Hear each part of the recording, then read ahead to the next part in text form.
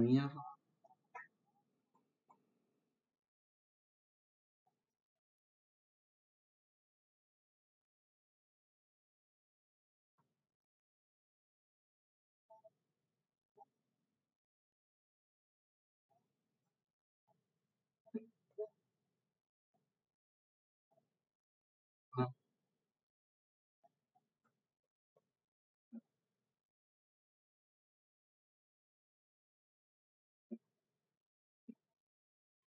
Se basa en la segunda ley de Newton, que dice que la sumatoria de fuerzas es igual a la masa por la aceleración, o la sumatoria de torques es igual a el momento de inercia por la aceleración angular, ¿sí?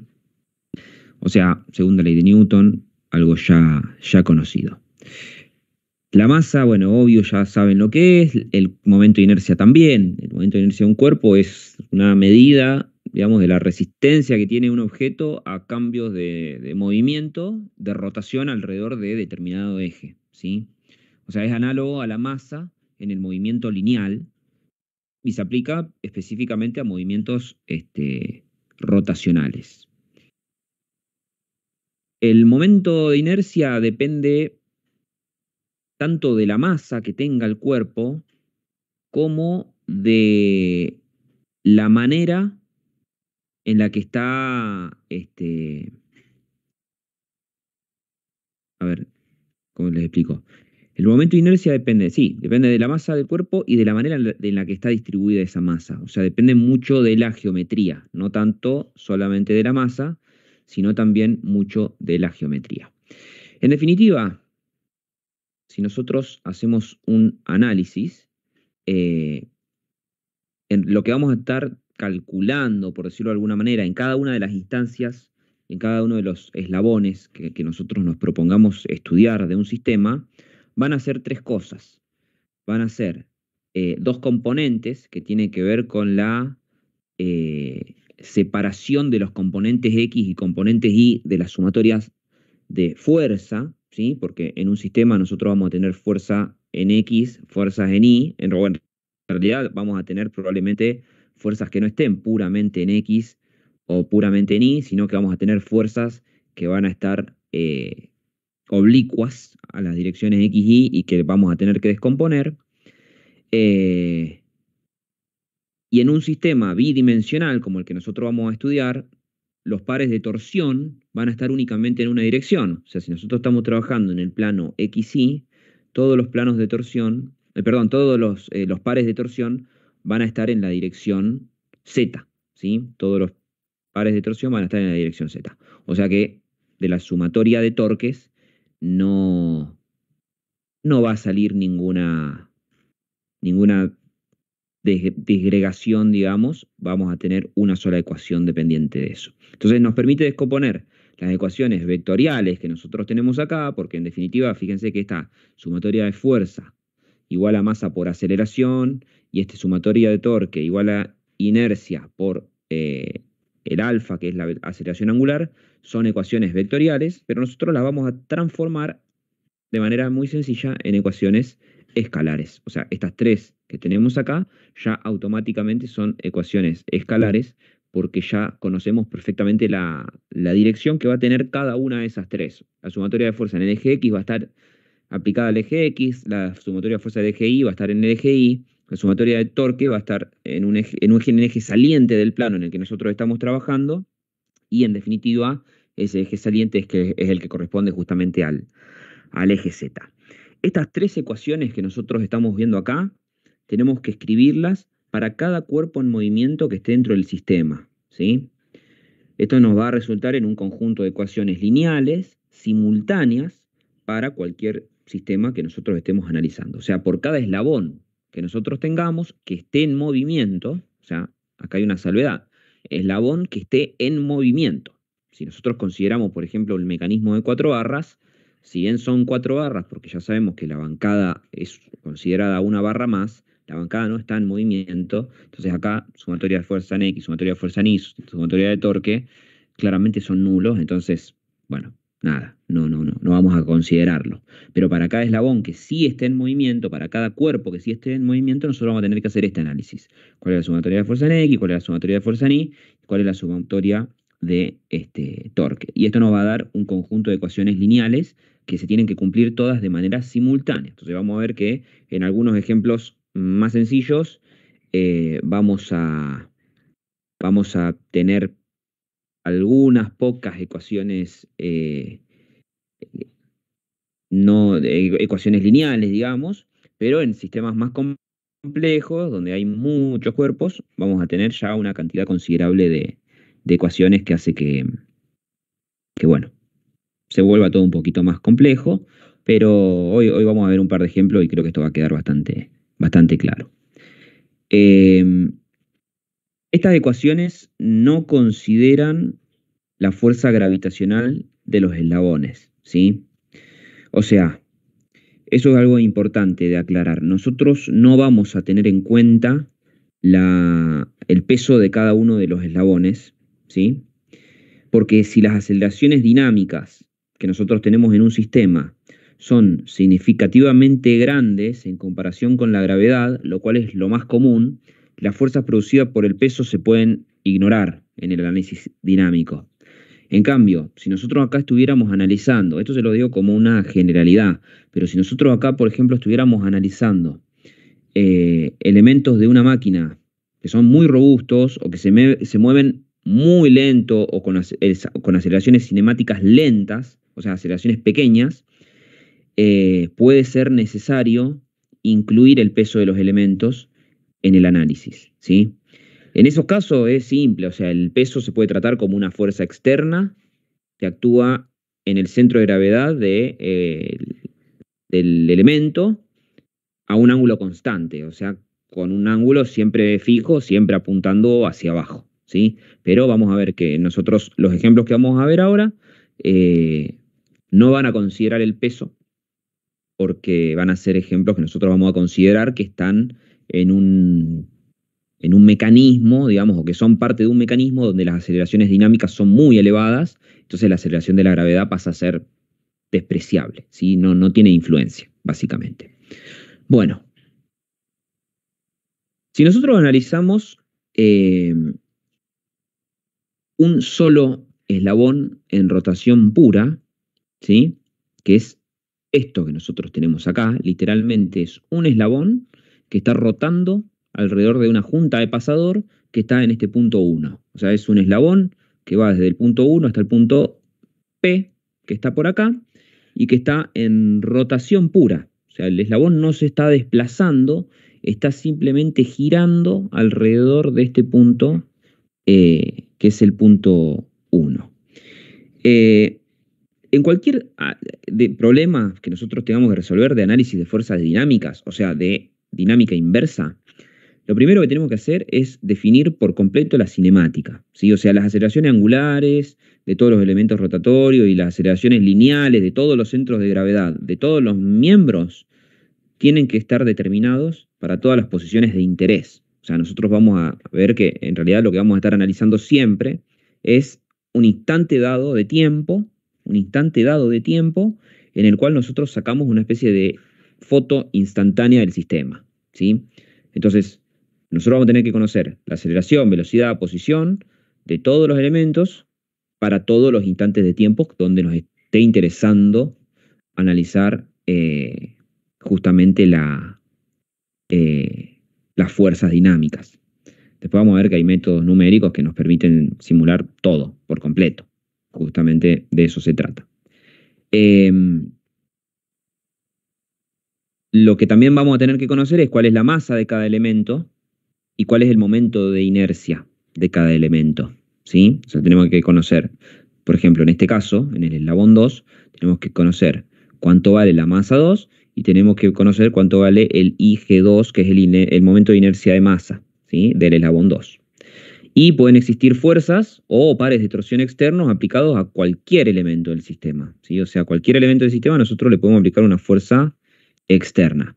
Si bien este análisis que nosotros hacemos se puede abordar de un montón de maneras diferentes, hay una una práctica bastante recomendable y bastante útil, que es adoptar un arreglo particular de los sistemas coordenados y mantenerse con esto, ¿sí? O sea, vamos a presentar ahora un procedimiento que, si se sigue de forma minuciosa y con cuidado, nos va a tender a minimizar los riesgos de cometer algún tipo de error, ¿sí? Eh, entonces, la figura que nosotros tenemos acá nos muestra el diagrama de cuerpo libre, ¿sí? De esto de acá, definitivamente, nos muestra el diagrama de cuerpo libre del eslabón móvil 2, ¿sí? O sea, fíjense que lo que hicimos acá fue aislar el eslabón 2. Primero lo que hicimos es disponer un sistema coordenado local no rotatorio en cada elemento móvil, o sea, en este caso en el elemento 2, que es el único que se estaría moviendo en este sistema, localizado en su centro de gravedad. O sea, acá, que es donde tenemos ubicado el centro de gravedad, de hecho ya lo teníamos marcado también en esta primera imagen que vimos, acá colocamos un sistema de coordenadas local no rotatorio, es decir, esta dirección Y y esta dirección X son invariantes a cómo gira nuestro eslabón. O sea, en este ejemplo es solamente un eslabón móvil, un elemento móvil, y todas las fuerzas externas aplicadas, ya sea las producidas por otros elementos conectados o por otros sistemas, tienen que tener sus puntos de aplicación localizados en el sistema de coordenados local, ¿sí? En el sistema coordenado local, perdón. Entonces, por ejemplo, esto que se nos acaba de marcar acá es ese sistema de coordenadas local no rotatorio, sistema XY, y fíjense que nosotros tenemos en el punto O2 una fuerza F12, que F12 nosotros lo podemos interpretar como la fuerza que ejerce el eslabón 1 sobre el eslabón 2. ¿Sí? Esa es la manera de interpretarlo. Cuando nosotros utilicemos esta notación, F12, después vamos a ver que existe en otros ejemplos con más eslabones, la 2-3, la 3-4, y así sucesivamente. Así como existe la 1-2, existe la 2-1 también. Bueno, eso se interpreta de esa manera. Es la fuerza que ejerce el eslabón 1 sobre el eslabón 2 en este caso, ¿sí? Entonces, la junta de pasador del eslabón O2, o sea, en realidad la junta del pasador en el punto O2 del eslabón 2 tiene una fuerza F12 generada por la unión con el eslabón 1. Entonces, tiene componentes XY. Esta fuerza F12 va a tener sus componentes X y respecto a lo que es este sistema coordenado local no rotatorio que nosotros tenemos acá. O sea, nosotros esta fuerza 1, 2 la vamos a descomponer en componentes Y y en componentes X. O sea, puntualmente esta fuerza F12, así como la vemos, por lo menos en esta instantánea del sistema, tiene prácticamente toda su componente en la dirección X y muy poquita en la dirección Y, ¿sí? O sea, nosotros esto lo vamos a llamar F12X y F12Y, simplemente. ¿Estamos? El esquema este de notación con subíndices se usa más que nada para indicar en qué par de fuerzas de acción y reacción se determina. O sea, esto viene de acá nosotros, esto es un enfoque newtoniano, porque también básicamente vamos a estar aplicando la tercera ley de Newton, que es la ley de acción y reacción. Para cada fuerza existe una fuerza de mismo módulo y sentido opuesto y dirección contraria, que se le contrapone, ¿sí? Entonces es un par acción-reacción. Esto nos va a venir muy bien porque nos va a simplificar mucho el análisis. Vamos a ver que la fuerza 1-2 después va a haber una relación que tiene con la fuerza 2-1, ¿sí? En este ejemplo particular, nosotros además de tener la fuerza F12, tenemos una fuerza externa aplicada FP, ¿sí? Que está aplicada en el punto P, ¿sí? Es esta de acá. Este es el punto P. Vamos al diagrama de cuerpo libre. Este es el punto P. El cursor se ve, ¿no? Sí. Dígame por las dudas si se ve el cursor o yo le estoy señalando con la flechita. Sí, profe, se ve el cursor. Ah, ok, ok. Bueno, este es el punto P y esta es la fuerza aplicada FP, ¿sí? Esa fuerza aplicada FP que se nos marca acá, ¿sí? Bueno, acá justamente en realidad lo que apareció es lo que yo les explicaba recién. La fuerza 1,2 es esta de acá y existe su reacción, que es la fuerza 2,1, que es la fuerza que le ejerce el eslabón 2 al eslabón 1, que es igual y opuesta, ¿sí? O sea que F12 es igual a menos F21 o F21 es igual a menos F12 y acá nos aparece lo que sería el diagrama de cuerpo libre de esta bancadita que tenemos acá, ¿sí? O sea, esa bancada tiene una sola fuerza, que es esa reacción F21, que es la fuerza que el eslabón 2 le ejerce a la bancada, ¿sí? Bueno, ahora sí, esta fuerza que aparece acá, FP, eh, es una fuerza externa aplicada que también tendrá componentes FPX y FPI. En este caso parecería estar completamente horizontal, ¿sí? O sea, parecería no tener componente I, pero no importa. De manera genérica nosotros podemos decir que esta FP va a tener un componente FPX y un componente eh, FPI. Y nos aparecen dos vectores también, que son el vector R12 y el vector RP. Vamos a marcarlo ahí en gris un poquito más grueso, ¿sí? R12 y RP, que son vectores de posicionamiento que nos definen el punto de aplicación de las fuerzas respecto al sistema coordenado local, ¿sí? O sea, respecto al sistema ese de coordenadas que nosotros ubicamos en el centro de gravedad del cuerpo. Estos vectores, ¿sí? Se tienen que descomponer también en componentes X y componente Y y estar disponible un par de torsión fuente en el eslabón para impulsarlo a las aceleraciones dinámicas que definimos cinemáticamente antes. O sea, esta es una de las incógnitas que nosotros tenemos eh, que determinar. ¿Qué significa lo que acabo de decir? Significa que nosotros estamos considerando que esto es un eslabón que está en rotación pura. Para que esto sea un eslabón que está moviéndose, claramente tiene que haber un torque, ¿sí?, que lo haga mover. Y ese torque que lo hace mover es justamente este torque T12. ¿Sí? Este torque T12 es un par de torsión fuente, ¿sí?, suministrado desde la bancada hasta el eslabón motriz 2. Por eso es que lo llamamos torque T12. O sea, es como si en la bancada, en el sistema que está fijo, nosotros colocáramos una fuente de torque que nos empieza a mover ese segundo eslabón en realidad, pero bueno, sí, es justamente un segundo eslabón, el eslabón 2. Es lo mismo que nosotros venimos diciendo siempre, ¿sí? Es lo mismo que nosotros venimos considerando desde los primeros análisis que hacemos de posición, de velocidad, de aceleración. O sea, nosotros hace rato que venimos diciendo que hay un eslabón que se mueve, que es el eslabón motriz, y ese eslabón motriz después termina moviendo todos los demás eslabones que arrastra. En este caso, claramente nosotros vamos a necesitar que para que este eslabón sea motriz haya un par de torsión que lo esté haciendo girar, ¿sí? En lo que lo está haciendo girar es un torque T12, es este torque que está acá, ¿sí? Eh,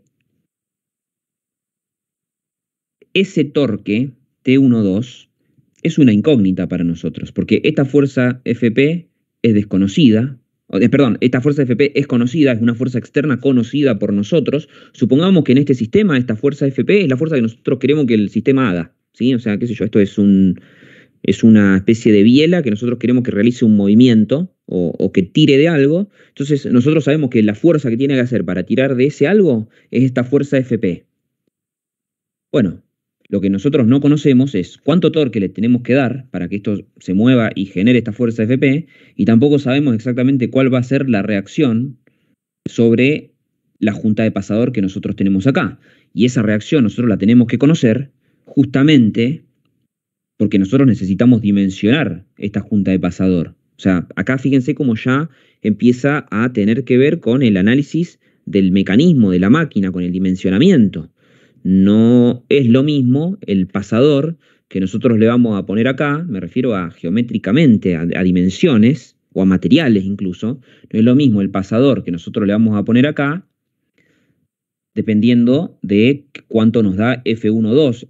Y bueno, puntualmente por el tipo de planteo que nosotros hacemos de sumatoria de fuerza y sumatoria de torque y su descomposición, vamos a conseguir en realidad las componentes X y las componentes Y, pero en definitiva vamos a saber exactamente qué tan solicitada está esa junta de pasador. Según las solicitaciones de esa junta de pasador, pondremos un pasador más fino, pondremos un pasador más grueso, ¿sí? O sea que vamos a tener un sistema que en definitiva es esto, ¿sí? O sea, estas son las formas vectoriales de la sumatoria de fuerza y la sumatoria de torque. Sumatoria de fuerza es la fuerza P más la fuerza F1,2, ¿sí? O sea, la reacción que tenemos que es la fuerza que le hace la bancada al eslabón 2, y la fuerza P es la fuerza externa, y es igual a la masa 2 por la aceleración respecto al centro de gravedad de la masa 2, ¿sí? Fíjense que todo lo que está como en negritas es vectorial. La aceleración esta es un vector, esta fuerza es un vector, esta fuerza es un vector. Y la sumatoria de torque, cuando hablamos de sumatoria de torque, nosotros tenemos el torque T12, que es un torque de entrada, o sea, ya tiene forma de torque, pero después tenemos el vector de posicionamiento R12 por la fuerza F12, esto es una multiplicación vectorial, ¿sí? La multiplicación de dos vectores, más el vector de posicionamiento RP del punto de aplicación por el vector de la fuerza P, ¿sí? También esto es una multiplicación vectorial. Nosotros esto ahora lo vamos a descomponer y hacerlo, digamos, de vectorial, lo vamos a pasar, digamos, a un análisis más sencillo, ¿sí? Descomponiéndolo en los ejes X y en los ejes Y en un torque, pero de manera escalar, o sea, vamos a hacer de vector, vamos a pasar a escalar, haciendo producto punto, ¿se acuerdan? Bueno, entonces, esto es igual a I, que es el momento de inercia, por alfa, que también está en mayúscula, que es la aceleración angular. Descomponiendo, ¿sí? Vamos primero con este paso. Fuerza P en X más fuerza 1, 2X es igual a la masa 2 por la aceleración en el eje X.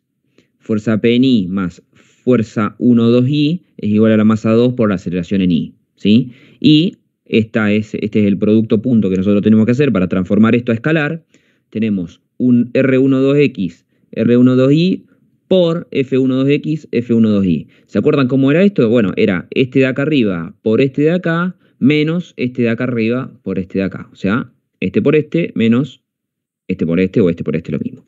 Entonces, en definitiva, esto lo vamos a transformar en R12X por F12Y menos R12Y, perdón, R12X por F12Y menos R12Y, sería esto. Bueno, esto está mal. Son dos términos, está mal. Están iguales estos dos términos. R12Y, XF12Y. Bueno, esto no va. Esto es R12Y, F12X. Están cruzadas la X y la Y, ¿sí? Creo que acá se corrige. Sí, acá ya está bien. Bueno, lo mismo con este de acá. O sea, esto es RPX por FPI menos RPI por FPX, ¿sí? Acá abajo ya está bien, ¿sí? O sea, este está cruzado la X y la Y. Bueno, en definitiva, si nosotros transformamos esto, ¿sí?, a escalar con el producto punto, logramos la tercera ecuación que necesitamos. Torque T12 más R12X por F12Y menos R12Y por F12X más RPX FPI menos RPI FPX es igual al momento de inercia por alfa, que es el área de aceleración angular, pero ahora ya la estamos tratando de forma escalar, ya no es más un vector, ¿sí? Bueno, esto a nosotros nos permite armar digamos, un sistema de ecuaciones matriciales, ¿sí? Un sistema de ecuaciones matricial, en realidad, porque nosotros básicamente lo que tenemos con esto, fíjense, son tres ecuaciones con tres incógnitas. Vamos a tratar de analizar un poco estas tres ecuaciones que obtuvimos, después pasamos a la parte matricial, ¿sí? Esto, esperen que lo corro. Ahí va. Eh, Vamos a analizar esto. Nosotros tenemos tres ecuaciones con tres incógnitas. La fuerza Fpx nosotros la conocemos, ¿sí? O sea, voy a marcar pluma. La fuerza Fpx la conocemos porque es la fuerza externa. Fp descompuesta en su dirección x. La fuerza F12X nosotros no la conocemos. Es justamente una de las incógnitas. Es la reacción que nosotros tenemos acá en la junta de pasador. Bien, esto, incógnita. La masa 2 la conocemos, la aceleración de la gravedad respecto al centro de masa de este cuerpo lo conocemos, porque eso sale del análisis que nosotros ya previamente hicimos, análisis de posición, velocidad, aceleración, etc. Listo. La fuerza FPI es lo mismo que la FPX, es la descomposición de la fuerza externa, la conocemos. La fuerza F12I no la conocemos, entonces eso también es una incógnita. La masa 2 y la aceleración de la gravedad en I sí la conocemos. El torque T12 es el torque que nosotros necesitamos para excitar nuestro sistema. Es una entrada al sistema que nosotros tenemos que calcular. ¿Para qué? Y por ejemplo, no sé, colocarle ahí un motor eléctrico que genere la fuerza necesaria, FP, supongamos que es la fuerza que nosotros queremos hacer, como les dije antes, y esto es la aplicación final que tiene el sistema. Entonces, el torque T12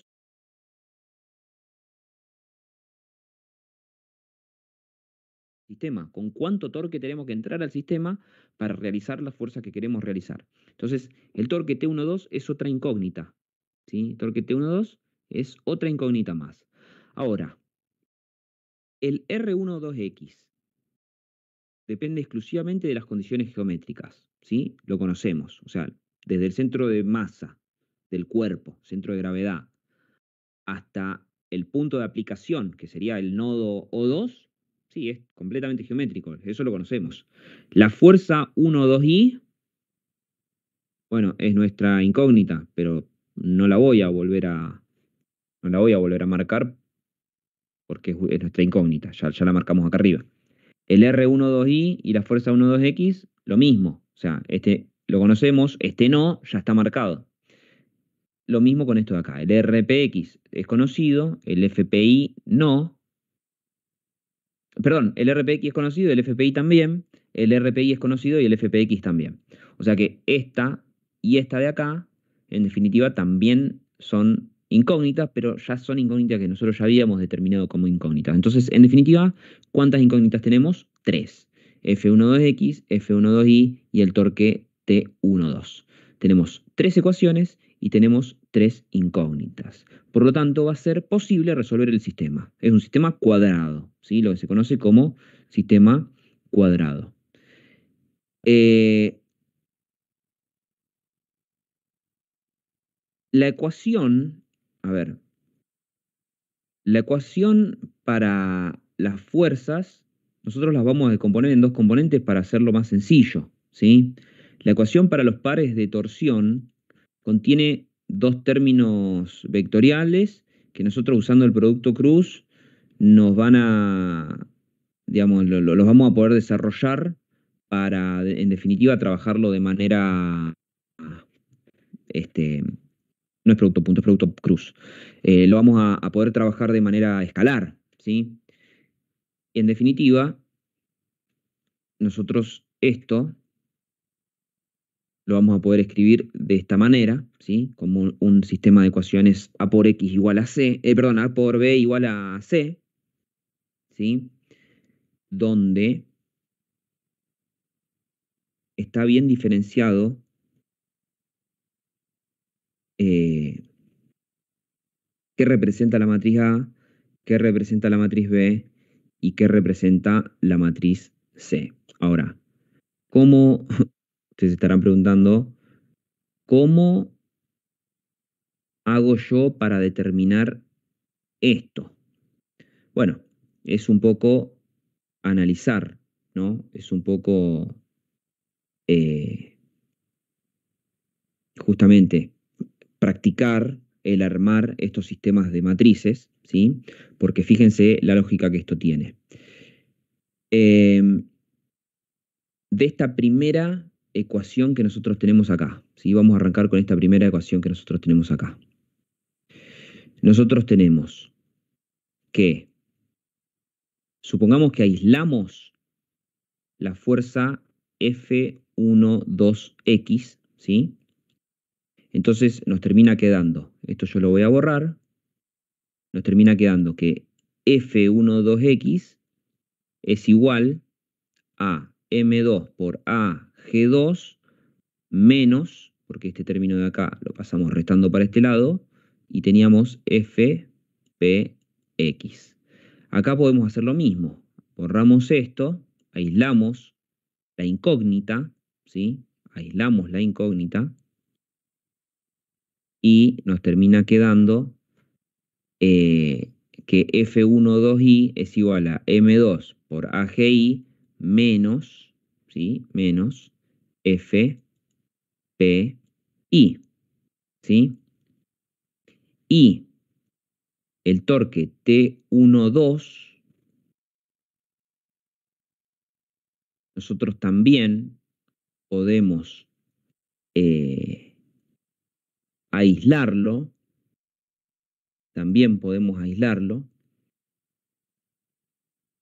pero vamos a arrancar con el análisis de estos dos, que son un poquito más fácil. Fíjense, si nosotros esto, la forma más fácil de verlo es que, el sentido que tiene esto es que este de acá por este, más este de acá por este, más este de acá por este, es igual a todo este a toda esta fila que tenemos acá. O sea, F12X por 1 más F12I por 0 más T12 por 0 es igual a M2AGX menos FPX. Y eso es así, porque sale de esta ecuación que nosotros hicimos acá, ¿sí? O sea, en definitiva es F12X y estos dos términos no aparecen, ¿sí? Si nosotros hacemos el mismo análisis con este de acá abajo, nos va a dar lo mismo. Lo que pasa es que F12X es por 0, F12I es por 1, porque acá sí tenemos F12I por 1, y T12 es por 0, ¿sí? Y si hacemos el análisis con el T12, ¿sí? Que tenemos acá, nosotros tenemos que T12, ¿sí? Por menos R12I, porque acá, a ver, en definitiva,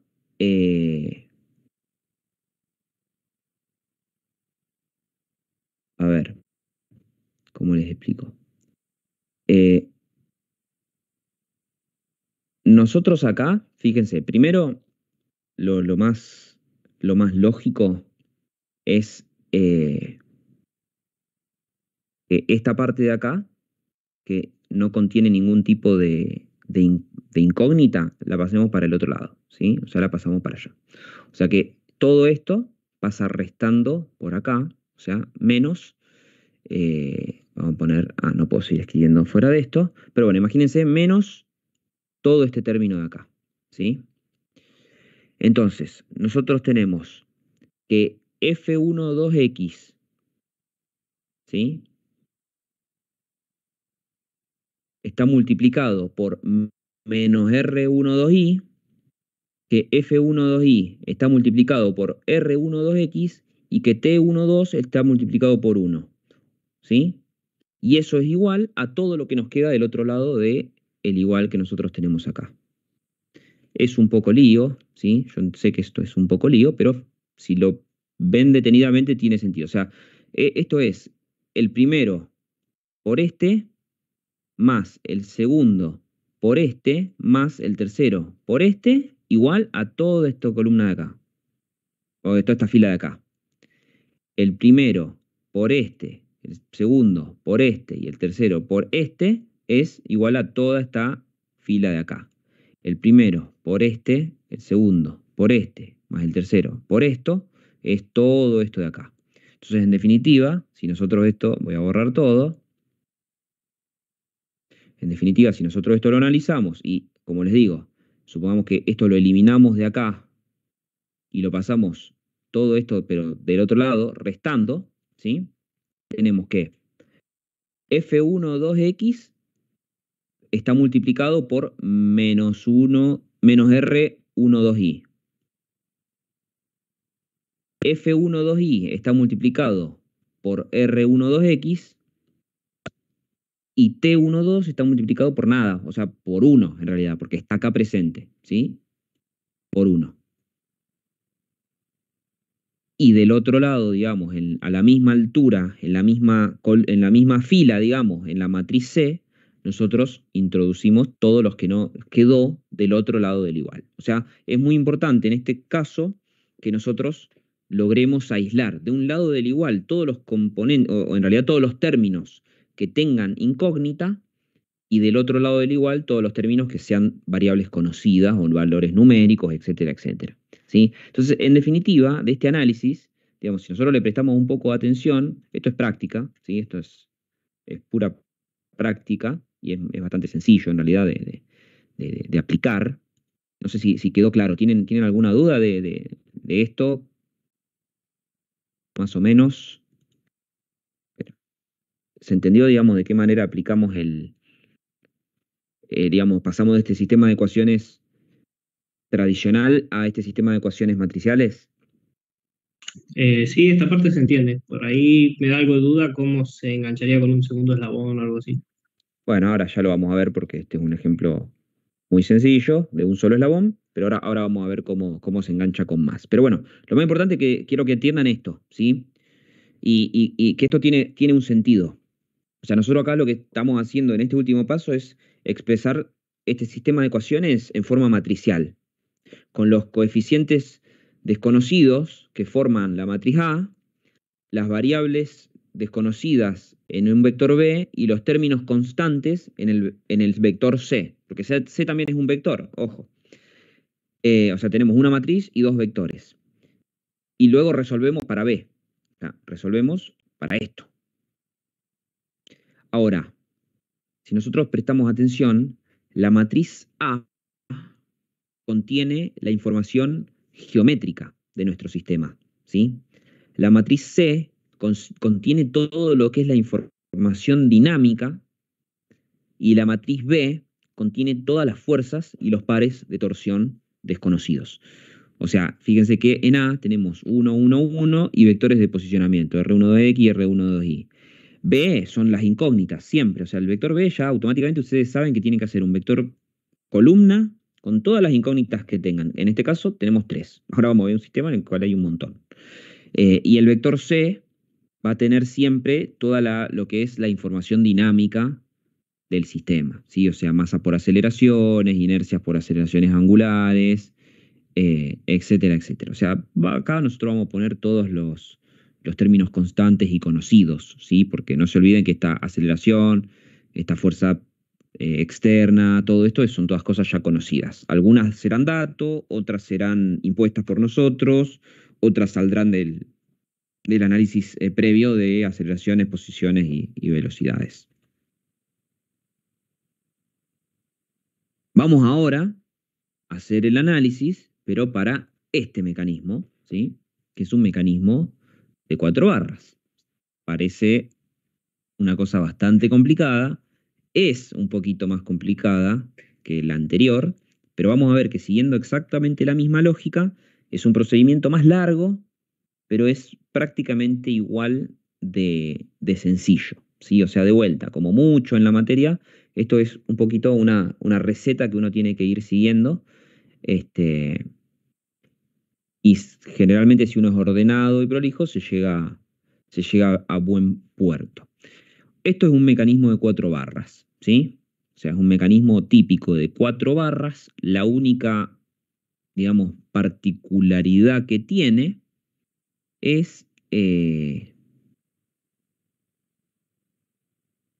que las dos de los eslabones tienen una geometría particular, o sea, tienen esta geometría triangular. El eslabón 2 y el eslabón 3 tienen esta forma rara. El eslabón 4 es un eslabón más común y corriente, o sea, una barra simple como la que nosotros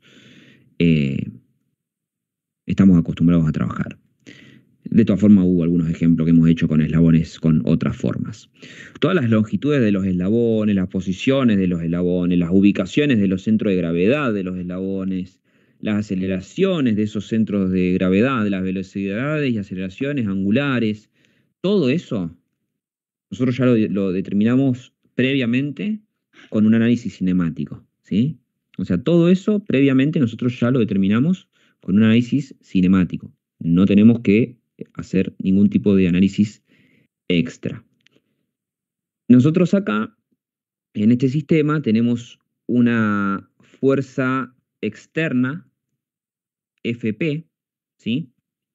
Este Fp que está acá es una fuerza externa que se aplica sobre un punto P que pertenece al eslabón 3, ¿sí? O sea, el eslabón 3 tiene un punto P donde nosotros aplicamos una fuerza externa, ¿ok? Y otra cosa que tenemos es un par de torsión externo, T4, que actúa sobre el eslabón 4. O sea, sobre el eslabón 4 hay un torque 4, ¿ok? O sea, tenemos una fuerza externa y un torque. Estas cargas externas, digamos, esa fuerza externa Fp y este torque T4, que ahí los marqué, son producidas por algún otro mecanismo que ejerce una fuerza de empuje o de torsión contra el movimiento del mecanismo en cuestión que nosotros estamos estudiando. Cualquier eslabón puede tener una cantidad infinita de cargas y pares de torsión externos que actúan sobre él. Nosotros acá solamente mostramos un par de torsión externo y una fuerza externa solamente como ejemplos para el cálculo. Pero este eslabón de acá podría tener un montón de puntos donde nosotros estamos aplicando fuerzas. Fuerza P1, Fp2, Fp3, la que se les ocurra, ¿sí? O sea, nosotros acá simplemente ponemos una fuerza y un torque. Es solamente a modo de ejemplo. ¿Estamos? Esperen, a ver si me faltó comentarles algo más de esto.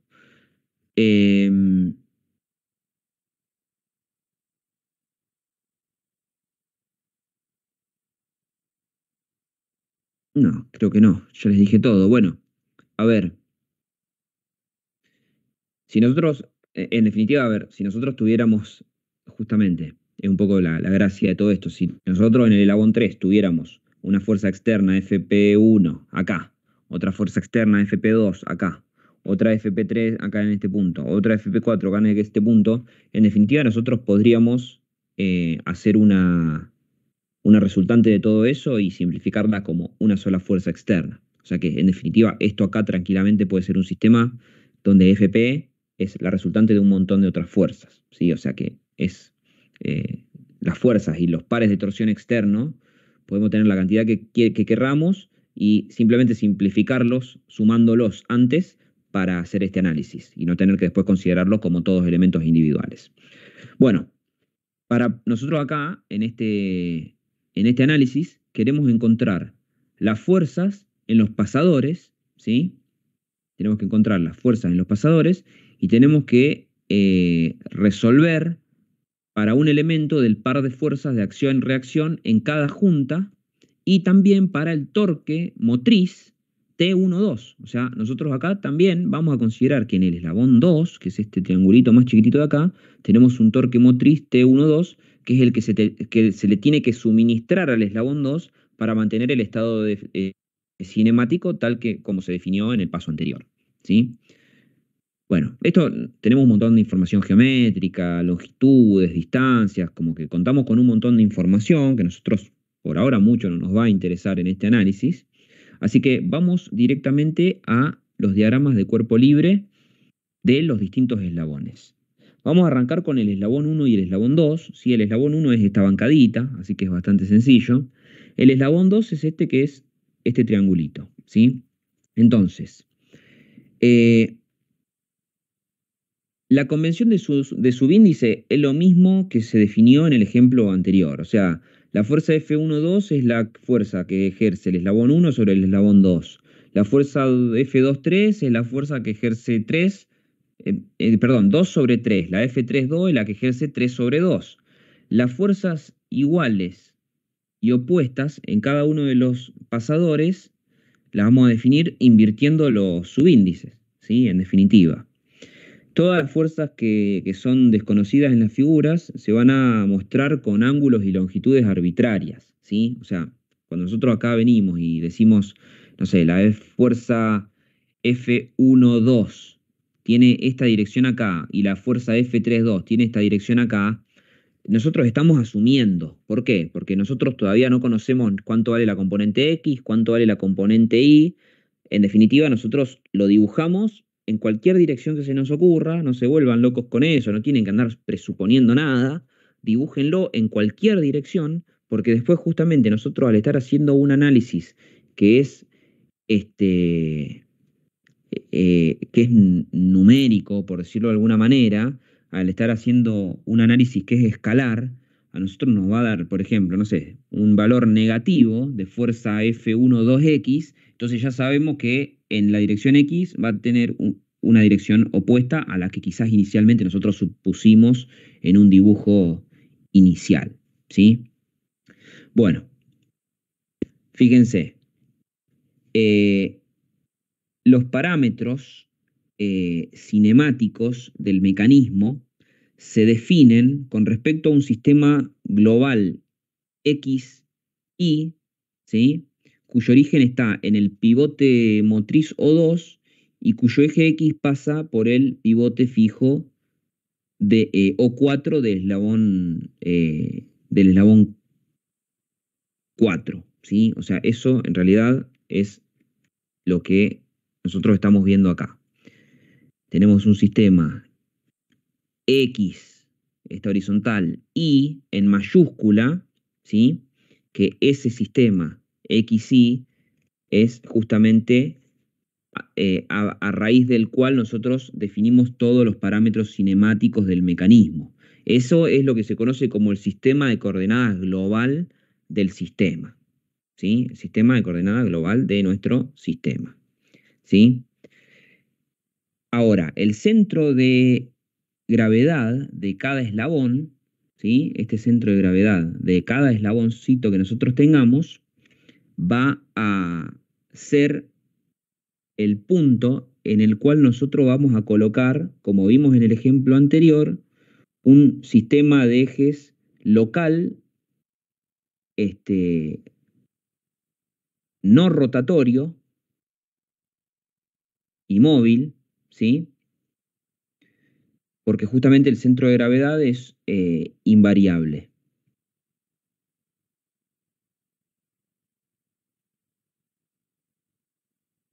Y, a ver, ¿cómo les explico esto? Esperen, déjenme que no me quiero hacer lío y se lo quiero explicar bien. Nosotros tenemos que poder ubicar el centro de gravedad, ¿sí? Tenemos que poder ubicar el centro de gravedad de todos los eslabones que nosotros estemos analizando, ¿sí?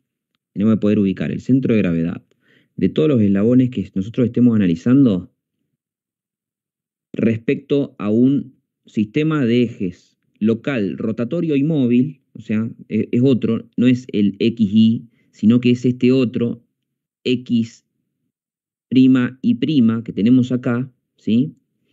Ese sistema que se lo conoce como RLC, es el Local Rotatory Coordinate System, ese sistema de ejes local, rotatorio y móvil, tiene como origen el primer pasador que nosotros consideremos del eslabón, que en este caso será este punto O2, y el eje X pasa por el segundo perno o eslabón o pasador que tenga el eslabón, que en este caso será este punto de acá, ¿sí? El eje Y', obviamente, será perpendicular a este, pero eso es lo que a nosotros nos va a permitir definir la posición del centro de gravedad gracias a un vector de posición en este sistema de coordenadas rotatorio y móvil, ¿sí? No importa mucho eso. La verdad es que este sistema de coordenadas móvil, rotatorio y demás no es lo más importante de este análisis, ¿sí? Es información, digamos, simplemente complementaria, por decirlo de alguna manera. Acá lo que a mí me interesa, o sea, este es el sistema que yo les decía recién, que pasa por el primer pasador y está alineado con el segundo, o sea, tiene el origen en el primero y está alineado con el segundo. Ese es el eje X' y después tenemos el eje Y', que es perpendicular a este, ¿sí? Pero lo importante acá es que nosotros en el centro de gravedad de nuestro eslabón vamos a ubicar justamente un sistema de ejes no rotatorio, ¿sí? Móvil, pero no rotatorio, que es el XY igual al que vimos en el ejemplo anterior. Básicamente, este sistema rotatorio lo vamos a usar para ubicar el centro de gravedad en cada instante y en cada posición angular que puede llegar a tener nuestro sistema. ¿Estamos? O sea, es solamente para poder ubicar el centro de gravedad. Nada más que eso. Vamos a ver que esto ahora se va a simplificar bastante, ¿sí? O sea, nos podemos olvidar momentáneamente de este X' y' porque no es lo más relevante de todo esto. Los datos cinemáticos y de fuerza aplicada obviamente van a diferir de cada posición del mecanismo. Por lo tanto, nosotros este análisis que hacemos, al igual que en el ejercicio anterior, es, como les decía, es una instantánea del sistema, o sea, es en un momento puntual del sistema, ¿sí? Pero el proceso que nosotros vamos a ver ahora es exactamente igual para cada posición sucesiva del sistema que nosotros querramos analizar.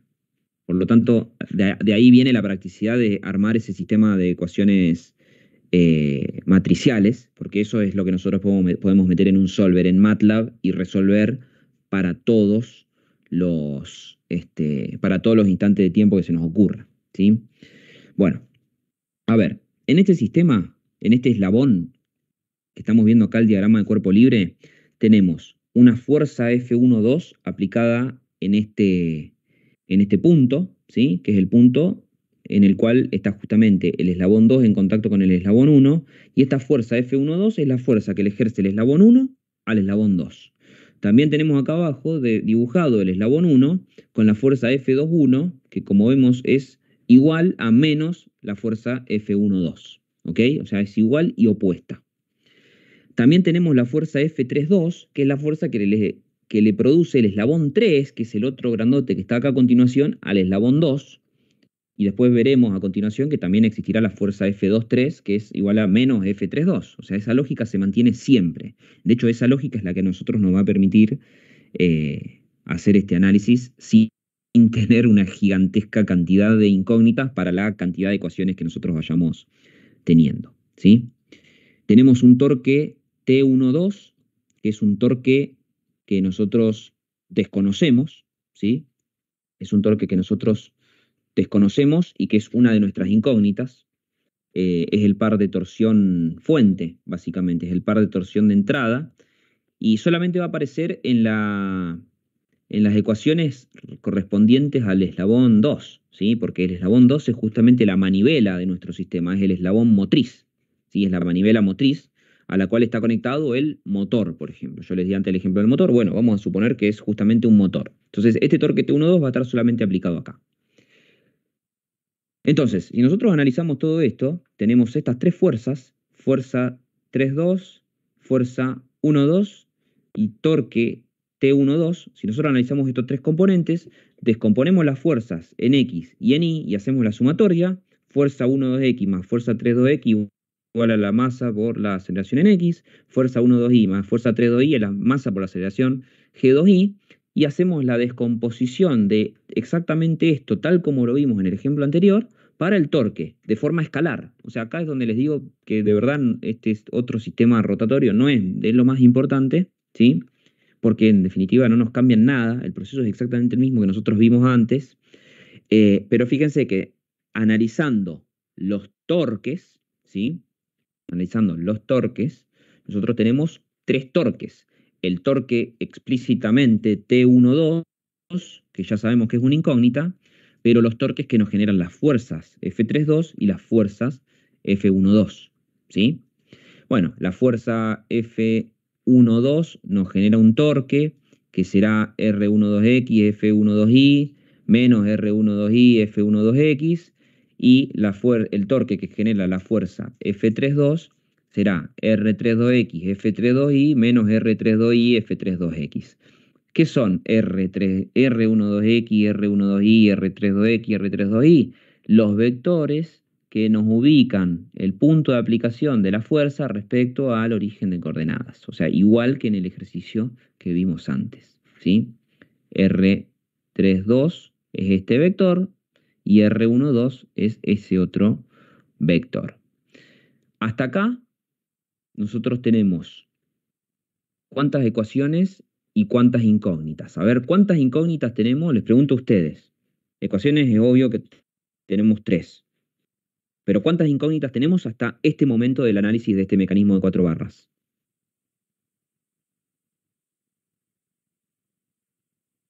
¿Qué dicen?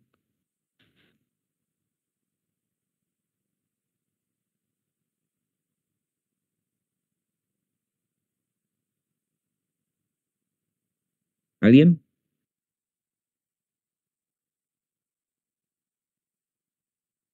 Serían 5 si contamos que FR2 no la conocemos, porque es del otro eslabón. A ver. Vamos a ver. F12x, ¿sí? ¿Es una incógnita? Sí, para mí sí. Sí. Bueno, vamos a marcarla, para pluma. Vamos a marcarla sin repetir, porque hay algunas que se van a repetir. Pero esto es una incógnita, ¿ok? La fuerza F32x, que es la fuerza que le hace el eslabón 3 al eslabón 2, en la dirección X, ¿es una incógnita? Y por ahora sí, porque Sí. no lo sabemos. Ok. Todo este término no, estamos de acuerdo que no. Masa, aceleraciones, todo esto no es incógnita. Bueno. ¿La fuerza F12i es una incógnita? Sí, Sí. ¿La fuerza F32i es una incógnita? también. También.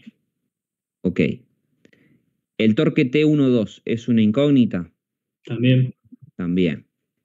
¿Por qué? Porque, bueno, justamente es el torque que nosotros queremos saber cuánto vale para dimensionar el motor que tenemos que poner ahí para mover todo este sistema. Así que sí, es una incógnita.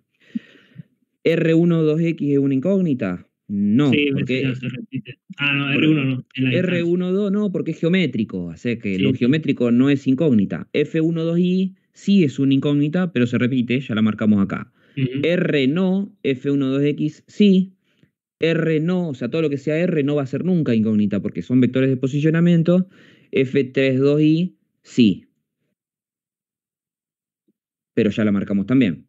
Ujú. R32i no, F32x sí, pero también ya la marcamos por acá. O sea, tratamos de no repetir. Igual al momento de inercia por la aceleración 2, que no son incógnitas. O sea que hasta este momento nosotros tenemos un sistema de 3 ecuaciones con 5 incógnitas. ¿Ok? ¿Estamos de acuerdo? Sí, profe. Bueno, ¿un sistema de 3 ecuaciones con 5 incógnitas se puede resolver? No. Necesitamos como mínimo la misma cantidad de ecuaciones que de incógnitas, o más ecuaciones que incógnitas, en todo caso, no más incógnitas que ecuaciones. O sea que hasta ahora, esto nosotros estamos hasta las manos, no podemos hacer nada. Bueno, vamos a ver si seguimos analizando, si llegamos a un poco más de claridad. Vamos al eslabón 3. Cuando nosotros analizamos el eslabón 3, de vuelta tenemos este sistema X', Y', que nos une justamente los dos puntos. Solamente, como les decía antes, se usa para posicionar siempre el centro de gravedad, no importa, eso no es muy relevante realmente. Pero en este eslabón 3 vamos a tener la fuerza F23, ¿sí? Que es la que le hace el eslabón 2 al eslabón 3. Vamos a tener la fuerza F43, que es la fuerza que le hace el eslabón 4 al eslabón 3. Y además vamos a tener una fuerza Fp, que es la fuerza externa que está aplicada en el punto P. ¿Sí? Esas son las 3 fuerzas que tenemos. ¿Tenemos algún momento? Sí, o sea, Sí, las fuerzas generan momento. La dirección de estas tres fuerzas nos van a generar momentos. O sea que obviamente que el análisis de sumatoria de momentos también lo vamos a tener que hacer.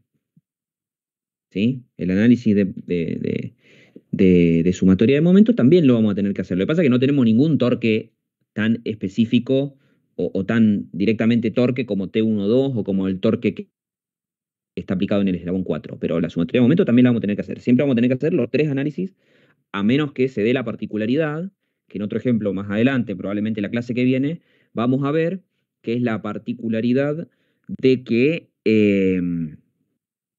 alguna fuerza esté apuntada directamente hacia el centro de masa, ¿sí? Bueno, vamos con sumatoria de fuerza en X.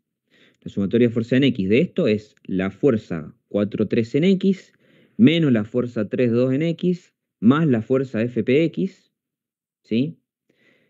¿Por qué la dirección de todo esto?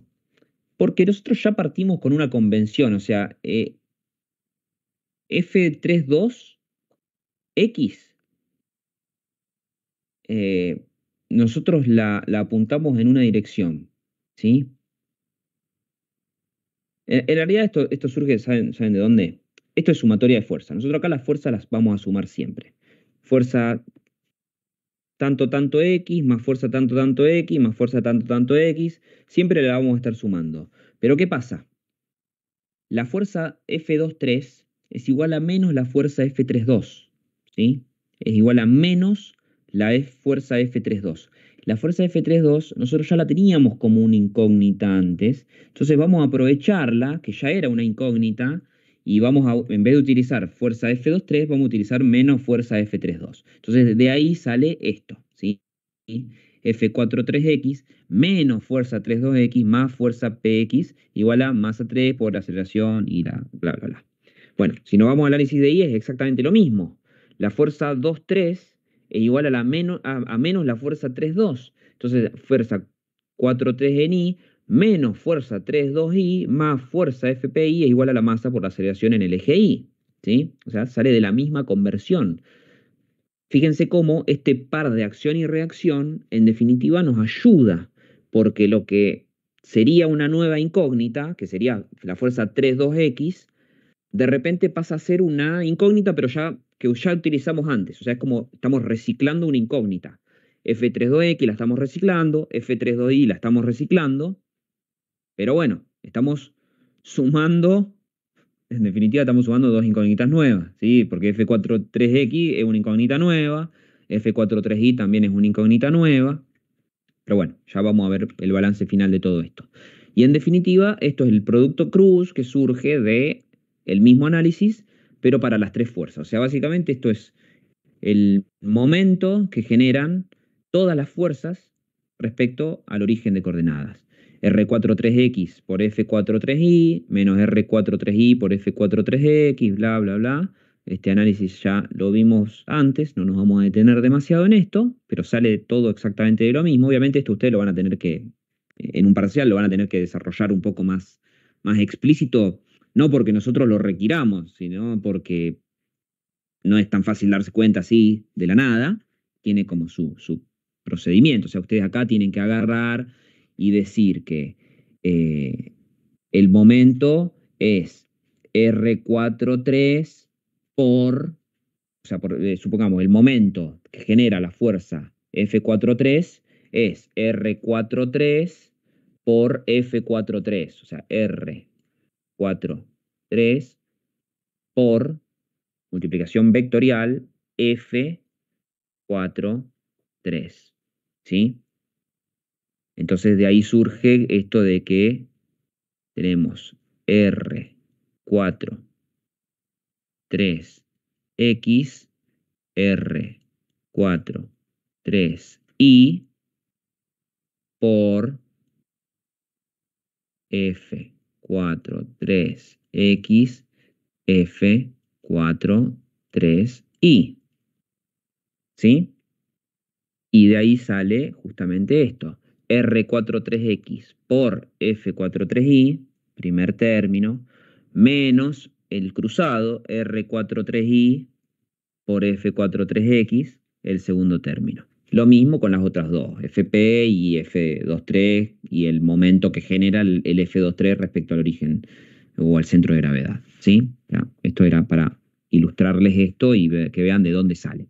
Esto no vamos a hacer todo este análisis, ya sabemos de dónde sale, ustedes después lo tendrán que hacer en un parcial, lo tendrán que hacer justamente para poder orientarse paso a paso. No es fácil inventarlo así de la nada. Pero bueno, en definitiva, hagamos el mismo análisis que hicimos antes. Nosotros ahora sumamos 3 ecuaciones más, pero vamos a ver cuántas incógnitas más sumamos. F43X es una incógnita nueva, ¿estamos de acuerdo? Porque es este F43 en su componente X, es una nueva incógnita, ¿sí? ¿Estamos de acuerdo con eso? Sí. Bueno, si nosotros acá hubiéramos usado más F23X, técnicamente sería una nueva incógnita, pero nosotros sabemos que esto es un par de acción y reacción, entonces transformamos el F23 en menos F32 y F32X no es una incógnita nueva. Ya la habíamos usado en el paso anterior cuando hicimos el análisis del eslabón 2. O sea que esto no es una incógnita nueva. ¿Sí? ¿Estamos de acuerdo con eso? ¿Se entiende por qué esto no es una incógnita nueva? Porque lo estamos reciclando de la reacción que ya habíamos calculado antes. Es una incógnita, pero no es nueva. No se suma a la lista de incógnitas. ¿Sí? Fpx no es una incógnita, porque es una fuerza externa. Nosotros la fuerza externa vamos a considerar que la conocemos en su componente X y en su componente Y. Y de vuelta esto, masa por aceleraciones, no es una incógnita. F43Y de vuelta es una incógnita, pero hicimos el mismo artilugio con este otro, entonces F32Y es una incógnita que no es nueva. FPI no es una incógnita directamente, porque ya la conocemos por ser una fuerza externa, ¿sí? Otra vez, masa 3 por aceleración 3 en I no es una incógnita, es un término dinámico, así que nada raro acá. Todo conocido, todo viene del análisis de posición, aceleración, velocidades, etcétera, de las condiciones de la masa del eslabón 3, etcétera. Bueno, nos vamos a la última ecuación. R43X es una incógnita, no, porque de vuelta es un vector de posicionamiento, nunca son incógnitas eso porque son geométricos. F43Y sí es una incógnita, pero no la voy a volver a marcar, ya está acá. ¿Sí? R43Y, posicionamiento F43X, ya está acá marcada. ¿Es una incógnita nueva? Sí, pero ya está acá marcada, estamos tratando de contarla, no la voy a marcar de vuelta. R no, F32Y sí es una incógnita, pero ya la habíamos sacado del paso anterior. R no, F32X sí, R no y FPI no, R no y FPX no. Y esto tampoco. O sea que ahora sumamos 3 ecuaciones, sumamos 2 incógnitas. Hasta el momento tenemos un sistema, antes estábamos en 3 ecuaciones con 5 incógnitas y ahora estamos en 6 ecuaciones con 7 incógnitas. ¿Sí? 3 con 5, 6 ecuaciones con 7 incógnitas. Digo bien. Bueno, achicamos 1, pero todavía seguimos en una situación que no nos sirve. Achicamos 1, pero seguimos en una situación que no nos sirve. Bueno, ya se imaginarán, ¿no?, cómo va a terminar esto. Sumando el tercer eslabón móvil, nosotros hacemos el análisis en este eslabón 4, en realidad, pero es el tercer eslabón móvil, y en este eslabón 4 tenemos una fuerza F34, que es la fuerza que le genera el eslabón 3 al eslabón 4, que la podemos simplificar como menos F43, o sea, mismo artilugio que antes. F43 ya digamos, es una incógnita, pero ya la habíamos descubierto antes. Tenemos F14, que es la fuerza que le genera el eslabón 1 al eslabón 4, que tendrá su par de reacción, ¿sí? O sea, tiene su par de reacción, que es la F41, que es la que le genera el eslabón 4, el eslabón 1, pero esta sí que nosotros no la habíamos sacado de ningún lado. O sea, acá nos aparece algo nuevo, ¿sí? No podemos hacer esto porque, o sea, sí podemos hacerlo, pero F14 no la habíamos usado, no la conocíamos, así que, en definitiva, esto nos va a dar el surgimiento de una nueva incógnita y el torque T4, que es un dato conocido, ¿sí? O sea, es un torque de entrada. Igual que la fuerza Fp en el eslabón 3, en el eslabón 4, el torque T4 es una entrada. Entonces, en definitiva, si nosotros hacemos la sumatoria de fuerza en X y en Y, tenemos la fuerza F14 en X menos la fuerza F43 en X igual a la masa por aceleración en X del eslabón 4, la fuerza F14 en Y menos la fuerza F43 en Y es igual a la masa por la aceleración en Y de este mismo eslabón. Y si hacemos la sumatoria de momentos, vamos a tener tres. Vamos a tener el momento que le genera 1,4, o sea, la fuerza 1,4 respecto al centro de gravedad, el momento que le genera la fuerza 3,4 respecto al centro de gravedad y el torque T4, simplemente T4, ¿sí? Bueno, si nosotros analizamos esto, la fuerza F14X es nueva, ¿sí? Es una nueva incógnita. La fuerza F14Y también es nueva, es una nueva incógnita. Esto no, porque ya lo reciclamos del paso anterior, haciendo esta conversión de acción y reacción. Esto tampoco. Y acá abajo no se nos suma nada nuevo, porque se repiten de vuelta vectores de posicionamiento R, vectores de posicionamiento R. La fuerza F14Y, sí, ya dijimos que sí, pero no la vamos a repetir. F14X lo mismo. F43Y ya la teníamos como una incógnita. Y la F43X también ya la tenía como una incógnita. Y T4 no es una incógnita por el simple hecho de que es una entrada, ¿sí? Entonces, en definitiva, acá sumamos 3 ecuaciones más y 2 incógnitas más. Estábamos en 6 ecuaciones con 7 incógnitas y ahora de repente tenemos 9 ecuaciones con 9 incógnitas. Llegamos a un sistema cuadrado que claramente podemos resolver sin problema, ¿sí?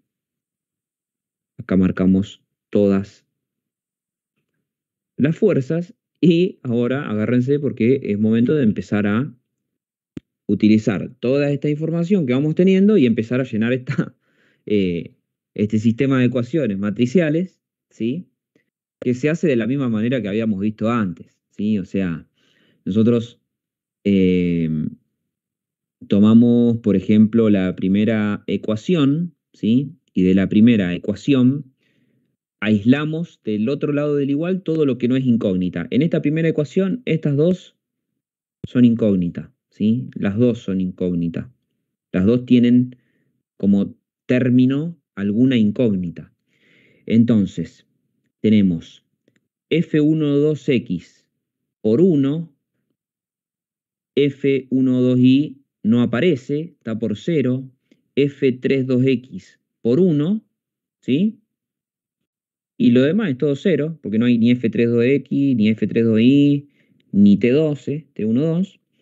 Eso igual a este término de acá. Si nos venimos a la segunda ecuación, tenemos F12X, o sea, en realidad F12X, perdón, F12X no está, por lo tanto es por 0. F12Y sí está, por lo tanto es por 1, o sea, está solo, o sea, es por 1. F32X no está, es por 0. F32Y sí está, es por 1. Y nada más. O sea, son los dos términos de incógnita que nosotros tenemos acá, de este lado del igual. Igual a toda esta sarta de cosas que lo trasladamos acá, ¿sí? Y si nos venimos a la última ecuación, que es la más complicada de todas, por ahí lo que yo les aconsejo con esto es desasociar estas cosas que están entre paréntesis, pero en este caso es lo mismo porque no hay nada restando, así que, o sea, si está restando pero dentro de la suma, así que no pasa nada, pero fíjense, en este de acá vamos a hacer el análisis. F12X, ¿lo tenemos? Lo busco, a ver. F12X está acá. Sí, está multiplicado ¿por qué? Por menos R12i. Listo. Entonces, este coeficiente, pues esto es la matriz de coeficientes, la matriz A de la matriz de coeficientes, es menos R12i. F12i, ¿lo tenemos? Lo busco, sí, está multiplicado por R12x. Entonces acá, R12x. F32x, ¿lo tenemos? Lo busco y lo encuentro acá. Sí, está multiplicado por menos R32i. Pongo menos R32i. F32i, ¿lo tengo? Sí, lo tengo acá. Está multiplicado por R32x. Pongo R32x. Acá no ponemos nada. O sea, nosotros ya sabemos que esto va a ser de 9 por 9, porque tenemos 9 ecuaciones con 9 incógnitas. O sea que ahí ya se pueden darse cuenta que tenemos 1, 2, 3, 4, 5, 6, 7, 8, 9 por 9 de altura. O sea, la matriz A va a ser una matriz cuadrada siempre. Y la última que tenemos, que acá la pusimos última por una cuestión de orden, porque nos van a quedar todas las reacciones apiladas y el torque al final, el torque T12, lo tenemos, sí, multiplicado por qué? Por 1, ¿sí? Porque está solito, multiplicado por 1. Entonces, como este está último, lo ponemos acá último en esta fila de la matriz A. ¿Bien? Y todo esto lo igualamos a lo que está del otro lado del igual, que es esto que está acá. ¿Sí? Bueno, hacemos aparecer el eslabón 3 con las ecuaciones del eslabón 3 y básicamente la lógica es exactamente la misma. ¿Sí? Tenemos, vamos a hacer aparecer las dos incógnitas nuevas. Acá las apilamos en el vector de incógnitas, F43X y F43Y, son nuestras dos incógnitas nuevas. Entonces, a ver, vamos a ver. Nosotros tenemos F, a ver, espere. Sí. Nosotros tenemos en esta primera ecuación F12x aparece, no, no aparece. Entonces acá 0. F12y aparece, no, no aparece. Entonces acá 0. F32x aparece, sí, aparece restando. O sea que va menos 1. F32y aparece, no, va a 0. F43x aparece, sí, aparece acá al principio, sumando, o sea, positivo, entonces le ponemos 1 y de lo demás no aparece nada, porque fpx es un dato conocido, o sea, acá esto ya sabemos y lo vamos a pasar multiplicando de este lado, perdón, restando, ¿sí? Menos, porque acá lo eliminamos, menos fpx, ¿sí? Ok. Siguiente. En esta de acá. F12x aparece, no, 0. F12y aparece, no, 0. F32x aparece, 0. F32y aparece, sí, restando, menos F32y, va a menos 1. F43x aparece, no, va a 0. F43y aparece, sí, está acá al principio, sumando, o sea, multiplicamos por 1. Y lo mismo que antes, este FPI lo vamos a eliminar de acá y esto es menos FPI. No sé por qué pasa eso a veces, pero bueno, en definitiva, acá fíjense que son estos dos términos que nos quedaron acá después de los iguales. Y si nos venimos ya acá abajo, todo este término de acá es R y FPI, R, FPI. Todo esto ya sabemos que lo podemos pasar de este lado restando, ¿sí? No lo voy a escribir todo, así que olvidémonos de esto. Vamos a concentrarnos en esta parte de acá adelante. F12x aparece, no, no aparece, 0. F12y aparece, no, no aparece, 0. F32x aparece, a ver, hay que buscarlo. F32x, F32x, F32x, sí, aparece multiplicado. ¿Por qué? Por, y ojo con esto, ojo con esto, acá está menos menos, o sea, es una doble una doble resta, por lo tanto esto se termina convirtiendo en un positivo, ¿sí? Esto se termina convirtiendo en un más. En realidad, esto no sé por qué está doble menos. A ver, esperen un segundo. Nosotros hicimos este análisis.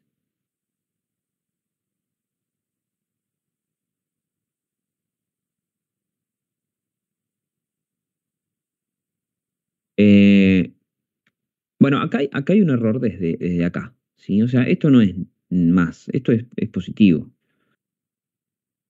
Esto es positivo.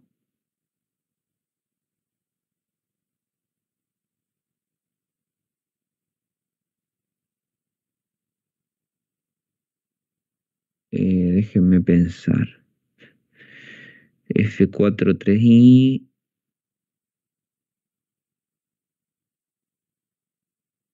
F43x. No, igual este no es. Esperen, es en el otro.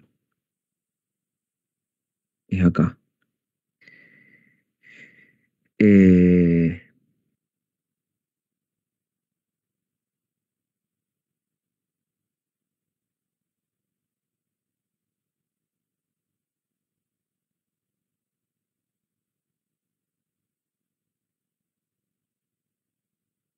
R32. Está bien. No, ¿saben por qué se resta? Porque justamente nosotros estamos considerando esto. Nosotros acá estamos considerando el torque que se genera por F23, pero F23 es menos F32. Entonces por eso es que le vamos a poner un signo menos y lo vamos a tratar como si fuera el F32, ¿sí? De ahí viene el signo negativo. Listo, eso está ok. Entonces acá,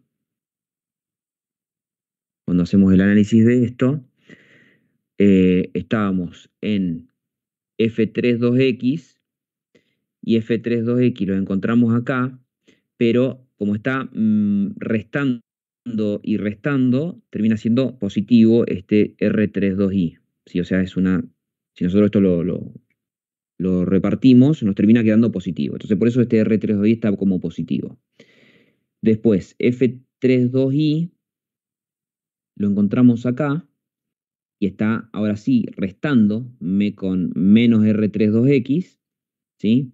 F43X lo encontramos acá adelante con menos R43i y F43i lo encontramos acá adelante con R43X, ¿sí? Y después todo lo demás no está, porque no tenemos T12 y las otras dos incógnitas que nos faltan todavía en este paso no las tenemos. Bien, y por último, nos aparece el eslabón 4, ¿sí? Nos aparece el eslabón 4. Este eslabón 4 que aparece nos suma las dos incógnitas faltantes, que son F14X, F14I y el torque T. Bueno, el torque T12 ya lo conocíamos, pero en definitiva nos dan las tres ecuaciones últimas que necesitábamos completar. Entonces, tenemos F14X, ¿sí? Acá, o sea que no tenemos ni F12X, ni F12I, ni F32X, ni F32I, pero sí tenemos F43X, por lo tanto ese término de F43X, este de acá, lo hacemos multiplicar por menos 1, porque aparece restando, ¿sí? Después no tenemos F43I, pero sí tenemos F14X y aparece este 1 de acá. Y después no tenemos ni F14I ni T12. En la ecuación de abajo, esta era esta. En la ecuación de abajo, bueno, de vuelta, esto está igualado a este término directamente, porque en definitiva estas dos son incógnitas.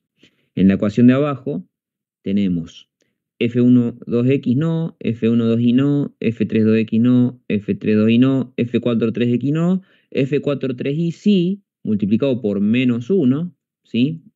O sea que este menos 1 sale de ahí. F14X no, F14I sí, que es este de acá, multiplicado por 1, porque está una sola vez, y torque T12 no tenemos, así que va a 0. Y acá nosotros este T4 lo podemos pasar para el otro lado, menos T 4 y de este lado lo borramos y de esta forma nos queda todo incógnitas. O sea, todos los términos que nos quedan de este lado tienen que tener alguna incógnita dando vuelta. Entonces, F1,2x no está, F1,2y no está, F3,2x no está, F3,2y no está. Pero si tenemos F4,3x acá por R4,3y de vuelta porque tenemos la doble resta. Entonces menos menos es más, R4,3y, F4,3y lo tenemos multiplicado por menos R34X, perdón, que es este de acá. F14X lo tenemos acá multiplicado por menos R14Y.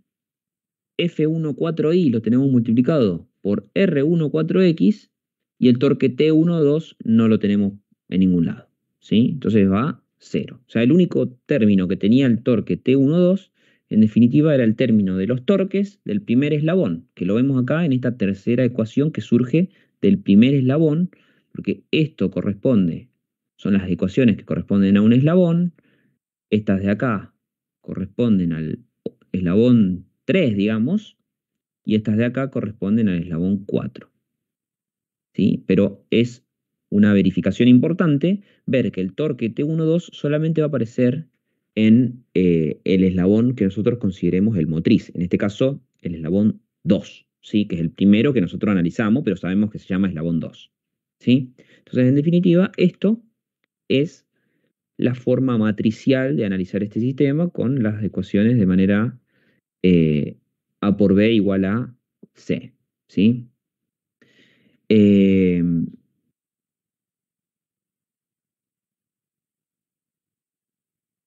a ver, nosotros acá resolvemos, por decirlo de alguna manera, el mecanismo en una sola posición, ¿sí?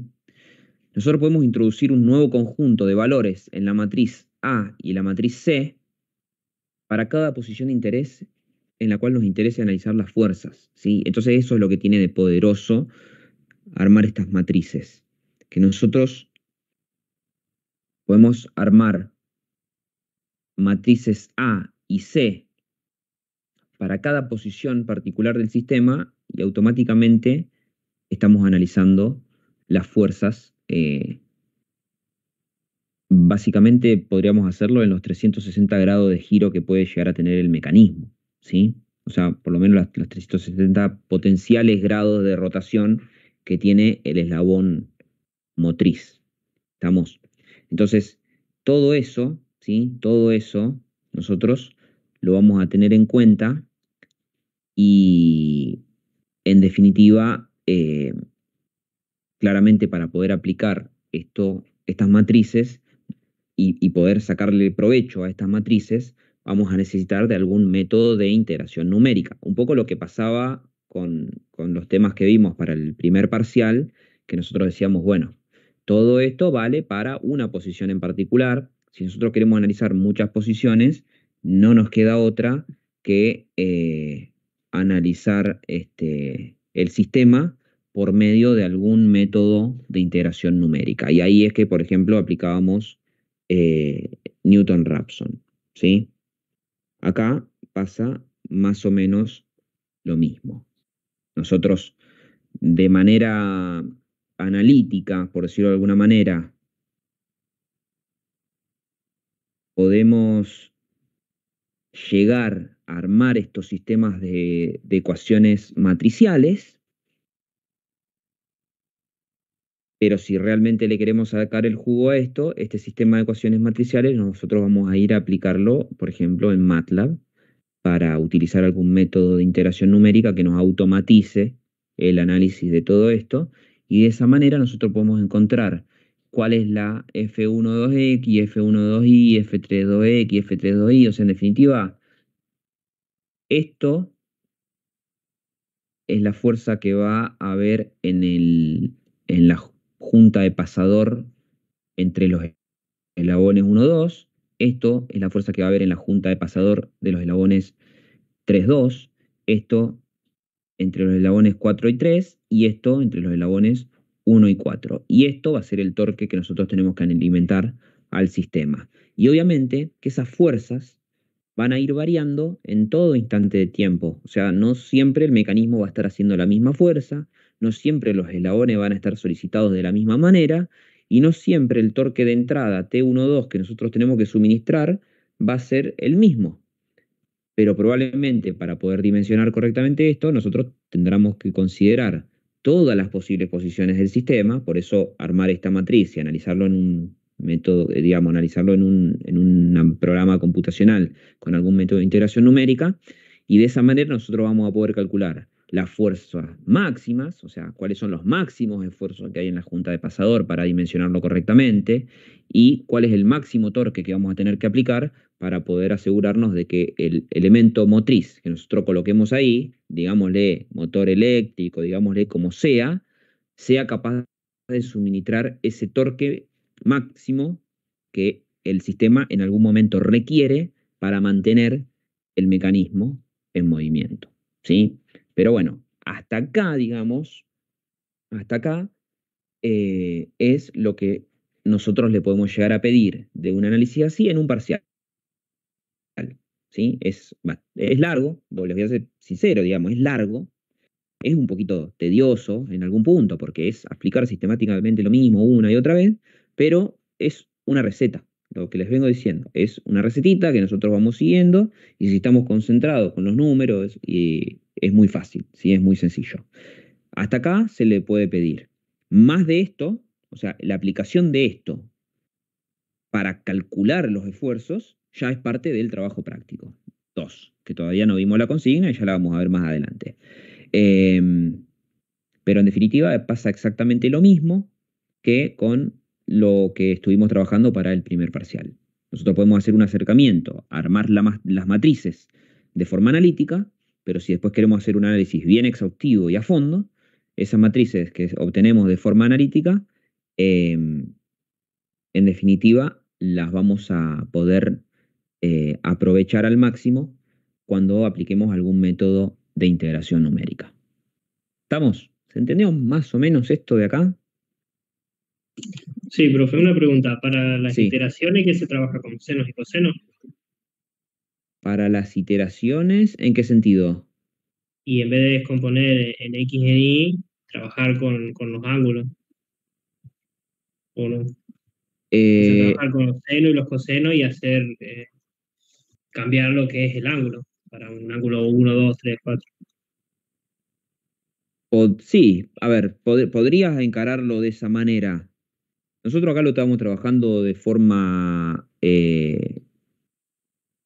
lineal, o sea que no es necesario transformar todo a senos y cosenos. No sé exactamente a qué te referís con eso, pero esto, digamos, después vos lo vamos a meter en un solver en MATLAB y automáticamente nos va a poder calcular todo. Ah, perfecto. No, yo ¿Sí? pensé que a lo mejor en vez de solamente descomponer en X y Y, sino de hacer los triángulos dependiendo del eje, o sea, Sí, del sistema local y usar cosenos y senos, y después sí, variar los sí. ángulos. Sí, sí. A ver, es otro análisis posible. A ver, la idea de esto es que hay un montón de análisis posibles que si nosotros los aplicamos con criterio, nos van a llegar al mismo puerto, ¿sí? Un análisis con senos y cosenos, incluso podríamos aplicar la descomposición de Euler que habíamos dado antes en uno de los primeros temas. Hay un montón de cosas que podemos aplicar, pero esto me parece el método más sencillo. Básicamente es aislar cada eslabón y hacer el diagrama de cuerpo libre y calcular la sumatoria de fuerzas y de momento. Y listo. Es como, me parece a mí, el método más sencillo de todos. O sea, llegar a estas ecuaciones, como verán, es fácil, es muy fácil. O sea, literalmente es eso. Lo más difícil es el producto cruz, que en realidad es una pavada. Después lo más, digamos, engañoso, no sé, más que por ahí hay que estar un poco concentrado es armar esta matriz, que es lo que nosotros se los podemos pedir, ¿sí? Lo mismo pasaba antes, cuando nosotros armábamos la matriz A por X igual a menos B, ¿se acuerdan? Cuando aplicábamos eh, coso, ¿cómo es? El, el lagrangiano y demás. Este, en un parcial se lo podemos pedir que ustedes lo escriban, lo analicen y lo escriban y dejen expresadas las matrices, pero después obviamente que la aplicación esa es computacional. Entonces, esto ustedes después van a ver que lo van a aplicar, pero cuando veamos digamos, la consigna del segundo trabajo práctico. ¿Sí? Perfecto. Bueno, tengo un tercer ejemplo, pero lo vamos a dejar para la semana que viene porque me parece que ya hasta ahora, hasta este momento, es mucha información y prefiero que lo dejemos para la semana que viene para usarlo como un repaso de esto que era la mecánica, perdón, mejor dicho, el análisis de fuerzas dinámicas, que era dinámica inversa, para después pasar en la misma clase a dinámica directa, que es un poco más cortito, y tener esto fresco como para poder contrastar los dos métodos. Así que este otro ejercicio, este otro ejemplo, vamos a verlo la semana que viene y vamos a emplear el mismo tipo de análisis que acabamos de hacer ahora, y vamos a ver que pasa una cosa similar, ¿sí? O sea, de vuelta vamos a encontrar 9 ecuaciones con 9 incógnitas y vamos a usarlo para recapitular un poquito, este, y después ya vamos a pasar a trabajar con dinámica directa, ¿sí? Pero lo dejamos para la semana que viene, si les parece. Ya por hoy cortamos acá. ¿Estamos? Perfecto, profe. Nos vemos entonces. Bueno, listo. En estos días les cargo las notas de los TP. Me quedan corregir un par y ya les subo todo junto. Así que así ya están enterados de qué tal fue eso. Y bueno, nos encontramos la semana que viene. Acuérdense, virtual, misma hora, mismo link. Yo igual la semana que viene les mando un recordatorio así no se olvidan. ¿Sí? Bueno, chao, profe. Bueno, listo Chao, chicos. profe. Les mando un abrazo.